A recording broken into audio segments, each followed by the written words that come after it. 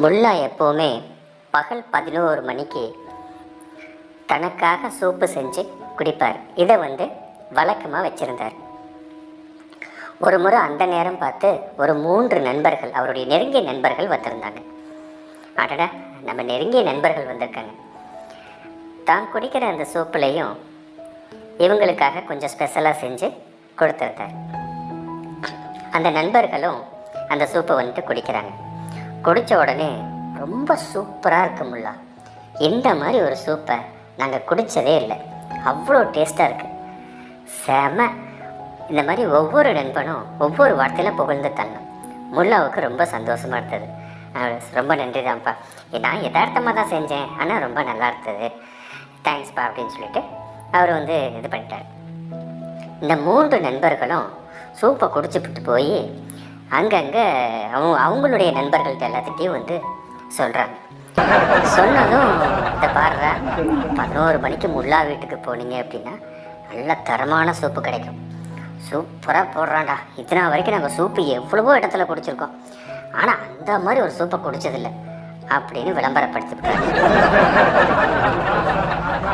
அடுத்த நாள் 11 மணிக்கு முல்லாவோட வீட்டுக்கு நிறைய பேர் நிற்கிறாங்க, நண்பர்கள். முல்லா பார்க்குறாரு, என்னப்பா என்ன விஷயம்? ஐயா, நேற்று உங்கள் நண்பர்கள் வந்திருந்தாங்க இல்லையா? ஆமாம். நீங்கள் சூப்பு கொடுத்தீங்க இல்லையா? ஆமாம். இன்றைக்கி நாங்கள் நண்பரோடையே நண்பர்கள் வந்திருக்கோம்.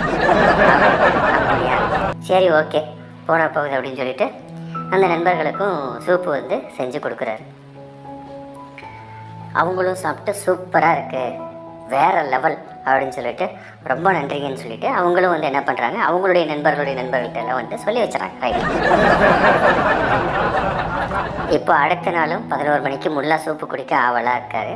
பார்த்தா கதவை திறத்தான் நிறைய பேர் இருக்காங்க. என்னப்பா அப்படின்ட்டு, ஏன் நேற்று நண்பர்கள் வந்திருந்தாங்க இல்லையா? ஆமாம். முந்தா நேற்று உங்கள் நண்பர்கள் வந்திருந்தாங்க இல்லையா? ஆமாம். முந்தா நேற்று வந்தது உங்கள் நண்பர்கள், நேற்று வந்தது உங்கள் நண்பர்களுடைய நண்பர்கள், இன்னைக்கு வந்தது அவங்க நண்பர்களுடைய நண்பர்கள் அப்படின்னு. முல்லாவுக்கே ஒரு நிமிஷம் கேர் ஆயிடுச்சு, ஏன்னா அவ்வளோ பேர் அங்கே வந்திருக்கேன். முல்லா என்ன பண்ணார், நேராக வீட்டுக்கு போய் எல்லாத்துக்கும் தண்ணியை கொண்டு கொடுத்தாரு. ஓ, ஃபஸ்ட்டு தண்ணியை கொடுத்துட்டு அப்புறம் சூப்பு கொடுப்பார் போல் இருக்கு அப்படின்னு நினச்சிட்டு ரொம்ப நேரம் பேச்சு கொடுத்துட்டே இருந்தாங்க. என்ன முல்லா சூப்பே வரல அப்படின்னு. இப்போ தான் கொடுத்தானே அப்படின்னாரு. இது தண்ணி இல்லை அப்படின்னு. இதை பாருங்கள், முதல்ல என் நண்பர்கள் வந்தாங்க, அவங்களுக்கு ஸ்பெஷல் சூப்பு.